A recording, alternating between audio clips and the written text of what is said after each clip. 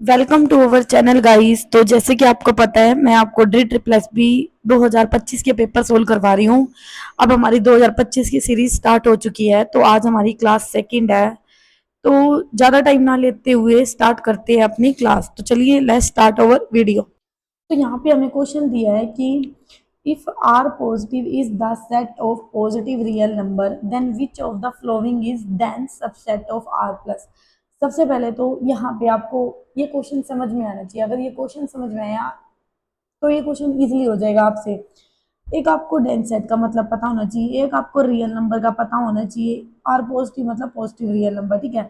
और एक आपको सब सेट का मतलब पता होना चाहिए, ठीक है। ये सारे पॉइंट मैंने आपको सेट का चैप्टर कराया था ना, वहां पे मैंने आपको डेंस सेट बताया था, कौन सा होता है, सबसेट बताया था। तो यहाँ पे मैंने ये मतलब आपको सेट का चैप्टर पढ़ाया था ना, वहां पे बहुत अच्छे से बताए थे डेंस सेट क्या होता है, सबसेट क्या होता है, ठीक है। एक बार दोबारा से बता के चलती हूँ आपको। यहाँ से डेंस सेट का मतलब होता है जब भी दो सेट हम लेते हैं ना, कोई भी, अगर उनका इंटरसेक्शन अगर हमारा 5 आ जाए तो वो होता है हमारा डेंस सेट, ठीक है। अब यहाँ सब सेट क्या होता है, किसी भी सेट का पार्ट, उसको क्या बोलते हैं, सबसेट, ठीक है।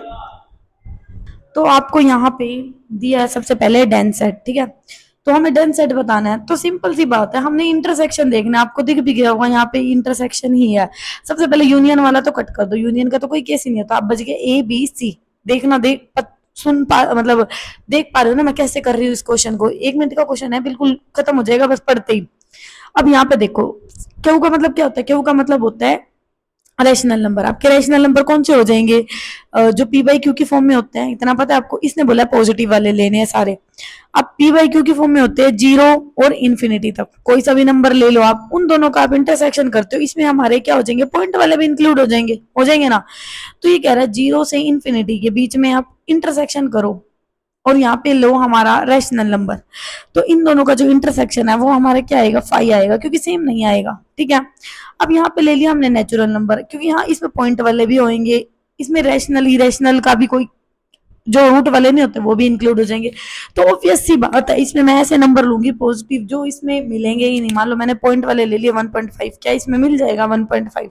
1.5 का मतलब क्या होता है, 3/2, ठीक है। लेकिन ये तो कह रहा है 0 से इन्फिनिटी तक बताना है, ठीक है। तो यहाँ से तो हमारा इंटरसेक्शन 5 आ जाएगा। अगर मान लो मैंने यहाँ 1 2 ले लिया, 2 एलिमेंट ले लिया, और यहाँ मैंने 3/2 ले लिया, तो क्या उन दोनों में कुछ कॉमन है, नहीं है, तो इंटरसेक्शन क्या है, 5। अब मैंने नेचुरल नंबर ले लिया, नेचुरल नंबर क्या होते हैं, 1 2 3 4, इसमें पॉइंट वाले होते ही नहीं है। और अब मैंने नेचुरल नंबर का सेट ले लिया, नेचुरल नंबर क्या होता है, 1 2 3 4 5 6, सारे के सारे पॉइंट वाले तो होते नहीं है, और 0 से इन्फिनिटी में भी पॉइंट वाले नहीं इंक्लूड करेंगे हम, ठीक है। तो इन दोनों का इंटरसेक्शन कभी फाइन नहीं होगा, क्योंकि मान लो मैंने यहाँ 1 ले लिया, तो यहाँ पे इनके बीच में है 1, ठीक है। इसमें यही था कि पॉइंट वाले होते हैं तो इसके बीच में हम नहीं ले सकते, तो इसलिए इनका इंटरसेक्शन क्या है, 5। बात आ रही है ना समझ में। अब यहाँ पे दे दिया यूनियन, तो यूनियन का तो वैसे ही कट गया केस। अब जेड में क्या होती है, जेड में रैशनल नंबर होते हैं, जेड मतलब इंटीजर, आपके पॉजिटिव नेगेटिव दोनों होते हैं, लेने कौन से हैं, पॉजिटिव।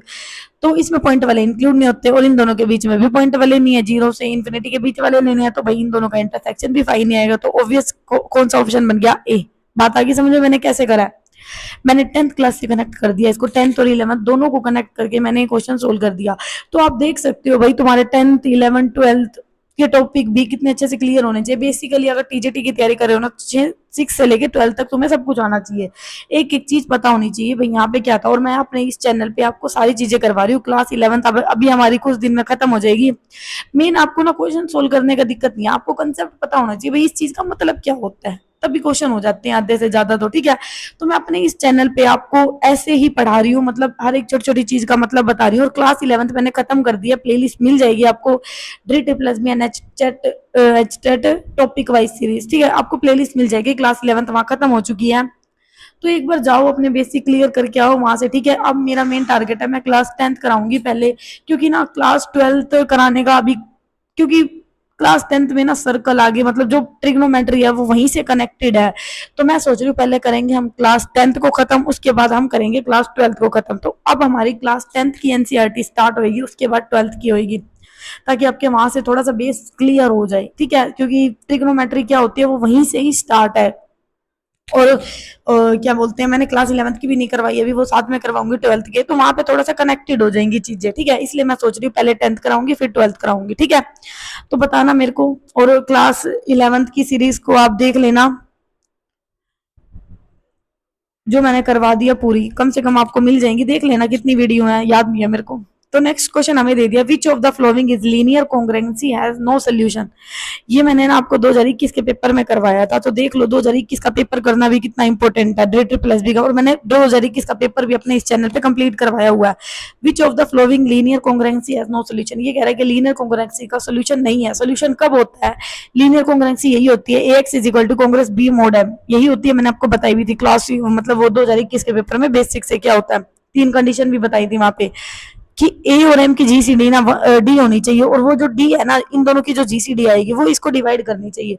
अगर इसको डिवाइड कर रही है तो भाई सोल्यूशन है, अदरवाइज नहीं है। तो यहाँ पे देखो 2 और 7 की जीसीडी क्या होती है, 7, 7 और 2 की क्या होगी जीसीडी, मतलब ग्रेटेस्ट कॉमन फैक्टर 1, यानी एचसीएफ 1, 1 5 को डिवाइड कर रहे हैं भाई, ये तो ट्रू है। इसने कहा है नो सोल्यूशन, ध्यान से देखना क्वेश्चन भी।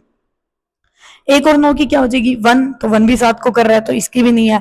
1 और 2 की कितनी हो जाएगी 1 हो जाएगी। 2 और 4 की कितनी हो जाएगी 2 हो जाएगी। क्या 2 3 को डिवाइड कर रहा है, नहीं कर रहा, तो सी क्या तुम्हारा ऑप्शन। अब बात आगे समझ में कैसे किया मैंने।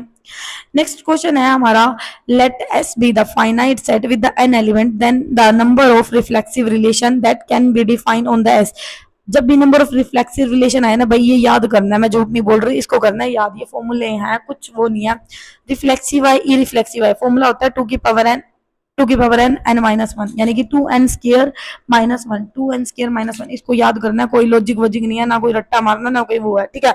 मैं बार बार लेके आऊंगी क्वेश्चन, शॉर्ट्स में भी लेके आऊंगी ताकि आपको याद हो जाए, याद करने वाली चीजें, ठीक है। मैं शॉर्ट्स के लिए भी सोच रही हूँ कि मैं आपको शॉर्ट्स में भी दूं कुछ कुछ एक एक क्वेश्चन जो याद करने वाला है, ठीक है। 2021 से स्टार्ट करेंगे, जो याद करने वाली चीजें थी मैं शॉर्ट्स में लेके आ जाऊंगी थोड़ा थोड़ा, ताकि आपका वहां से बेस क्लियर होता जाए। तो 2 की power n square minus n, मतलब याद रहती रहे चीजें, ठीक है, देखोगे तो। नेक्स्ट हमें है, if x n is equal to 1/2 under root 2, मतलब देखो इस टाइप की सीरीज दे रखी है, मैं आपको बता रही हूँ जब भी इस टाइप की कोई भी सीरीज आए ना, तो ये ऑलवेज कन्वर्जेंट होती है जीरो पे, कुछ नहीं करना, सोल्व करके दिखाने की जरूरत भी नहीं है, क्योंकि देखो यहाँ से तुम रूट वाली टर्म लेते हो, अंडर रूट 3 - 4, इसको कर दो, मान लो तुम रेशनलाइजेशन करते हो, ठीक है, ध्यान से देखना मैं जो बता रही हूँ। इसको कर दो, ऊपर क्या हो जाएगा 4 - 3, नीचे कितना हो जाएगा अंडर रूट 4 - 3, 1/√4 - 3, मतलब 4 में से 3 माइनस करोगे, कुछ ना कुछ फाइनाइट वैल्यू आएगी, मतलब कुछ ना कुछ किसी के ऊपर जाएगी, यानी कि जी मतलब कुछ ना कुछ यहाँ से ऐसा पॉइंट आएगा जो कि क्या करेगा, फाइनाइट आएगा। जब भी फाइनाइट पॉइंट आता है ना, तो उसको बोलते हैं कन्वर्जेंट, ठीक है। ये मैंने वो इंटीग्रल का क्वेश्चन कराया था ना, जो कल बताया था, इंटीग्रल टेस्ट, जब जिसमें ए एन और बी एन सीरीज बना के दे रखी थी, अगर वो फाइनाइट आ गया तो कन्वर्ज करेगा, इनफाइनाइट आ गया तो क्या करेगा, डाइवर्ज। तो ये तुम वहां से भी कनेक्ट कर सकते हो। बाकी ये सीक्वेंस का है, ठीक है, सीक्वेंस में एक ही होता है कि अब तुम्हें दिख रही है यहाँ पे, मतलब है कुछ ना कुछ ऐसा फाइनाइट है, तो भैया कन्वर्ज करेगी, ऑब्वियस है। तो इसको याद भी रख सकते हो, क्योंकि इतना बड़ा सोल्व करने का ये नहीं है, ये टाइम वेस्ट करने के लिए क्वेश्चन दिए जाते हैं, ठीक है। सो नेक्स्ट क्वेश्चन हमें दे दिया, for the function f of x y is equal to x cube plus y cube minus 3ax a greater than 0, which of the following is correct. ये कह रहा है कौन सा करेक्ट है। सबसे पहले ऑप्शन पे आओ, the function has maxima minima, the function has minima, the function has saddle point, the function has saddle point. तो सबसे पहले तो ना आपको ना ये जो मैक्सिमा मिनिमा क्या होता है, सैडल पॉइंट क्या होता है, इनके बारे में नॉलेज होनी चाहिए। और ये मैंने 2021 के पेपर, ये रिपीटेड है क्वेश्चन 2021 से है, वहां पे मैंने इतने अच्छे से बताया था, मैं दोबारा बता देती हूँ। यहाँ से आपका ना, यहाँ से क्या होता है, स्टेशनरी पॉइंट होता है, ध्यान से देखना कभी नहीं भूलोगे, स्टेशनरी पॉइंट होता है, ठीक है। ये दो चीजों से कनेक्टेड होता है, एक होता है सैडल पॉइंट, एक होता है एक्सट्रीम, ठीक है। सैडल पॉइंट का मतलब होता है जहां पे ना मैक्सिमा होता है ना मिनिमम होता है। एक्सट्रीम का मतलब क्या होता है, जहां पे मैक्सिमा भी होता है मिनिमम भी होता है। दो कंडीशन होती है, AC minus B square less than 0, जब ये होता है देखो लेस देन, जब ये पूरा लेस देन 0 होगा ना, तो ना सैडल पॉइंट होगा, ना मैक्सिमा ना मिनिमा, ठीक है। 2021 में यही पूछा गया था, सैडल पॉइंट क्या होता है, इसकी डेफिनेशन ही पूछी गई थी। अगर आपने की है तो 2021 का पेपर करो, नहीं तो अगर नहीं कराना तो जाके करो, प्लेलिस्ट बनी हुई है मेरे चैनल पे, बहुत अच्छे से कराया हुआ है मैंने। और एक्सट्रीम का मतलब होता है मैक्सिमम मिनिमम, यानी जब ए की वैल्यू कम होगी ना तो क्या होगा, मैक्सिमम, ए की वैल्यू ग्रेटर देन होगी तो 0। तो तुम्हें सबसे पहले क्या याद रखना, स्टेशनरी पॉइंट होता है, इसमें दो चीजें चलती हैं, सैडल और एक्सट्रीम। एक्सट्रीम में क्या चलती है, मैक्सिमम मिनिमा। जब ये लेस देन 0 होता है तो क्या होता है मैक्सिमा, ए ग्रेटर देन 0 होता है तो क्या होता है मिनिमा। मैं याद करने का तरीका बता रही हूँ, याद करना है, मैं मतलब भूल जाते हैं लोग, मैं भी भूल जाती हूँ, मैं झूठ नहीं बोल रही, देखो मेरे मुंह से सही सच निकला है, मैं भी भूल जाती हूँ जब कराती हूँ ना क्वेश्चन, मेरे को दोबारा देखने पड़ते हैं, ये क्या था क्या था क्या था, वही है ना, क्योंकि हम पढ़ते नहीं रेगुलर, और इसलिए मैं बता रही हूँ ढंग से पढ़ो, ठीक है। यहाँ तक आपको पता चल गया, क्योंकि तो मैंने तो 2021 के पेपर करा दिए ना, तो मेरे को ये चीजें याद होने लगी, मैं झूठ नहीं बोल रही, ठीक है। मैंने ग्रेजुएशन में भी पढ़े थे, तो मेरे को वहां से कनेक्टेड भी है चीजें। तो यहाँ से AC मैक्सिमम पे क्या होगा, ए लेस देन 0, मिनिमम पे क्या होगा, ए ग्रेटर देन 0, इतनी बात आ गई समझ में। AC माइनस बी इसके क्या होना चाहिए, ग्रेटर देन 0 एक्सट्रीम के लिए। अब आपको क्या करना है, यहाँ पे ना सबसे पहले आपको निकालने होते हैं पॉइंट, यानी कर लिया एफ अपन कर लिया एक्स जीरो, कर लिया वाई अपन कर ली Y zero. A B C क्या होते हैं, ए होता है double derivative of X, double C होता है double derivative of Y, B क्या होता है एक बार एक्स और एक बार वाई के रिस्पेक्ट में डेरिवेटिव। यही कंसेप्ट लगाना है और मैक्सिमम मिनिमम की वैल्यू निकालनी है, नथिंग मोर। वैसे तो ये क्वेश्चन आपको छोड़ देना चाहिए एग्जाम में जहां तक मुझे लगता है, क्योंकि इतना सारा करना पड़ेगा वहां पे। सिंपल अगर डेफिनेशन पूछिए तो आप कर सकते हो इस क्वेश्चन को, अदरवाइज मतलब मेरा ये मानना है कि ये क्वेश्चन छोड़ देना चाहिए। टाइम है तो करो, नो इश्यू, बट नहीं है ना टाइम तो छोड़ दो, इस क्वेश्चन को एंड में करो। टाइम है तो एंड में करो, अदरवाइज छोड़ दो, ठीक है। तो कर लिया एफ अपन एक्स निकालोगे आप, यहाँ से ये निकाल लिया, देखो मैंने यहाँ जीरो पे वैल्यू पुट करी, यहाँ से एक्स और वाई मेरे दोनों के आगे इक्वल, उसके बाद मैंने डबल डेरिवेटिव निकाल लिया, फिर यहाँ तुम एक एक्स की वैल्यू निकालोगे, फिर उस एक्स की वैल्यू को इसमें पुट करोगे। देखो इसमें जब पुट करोगे ना आप एक्स की वैल्यू, एक्स इंटू 4a/3, तो ये क्या आ गया 8a, ये क्या आ गया हमारा ग्रेटर देन जीरो। जब ये ग्रेटर देन जीरो आ गया ना, तो कौन सी वैल्यू निकलेगी, मिनिमा। तो ऑप्शंस पे आ जाओ, देखो दो ऑप्शंस तो वैसे कट गए सैडल पॉइंट वाले, ये तो है ही नहीं।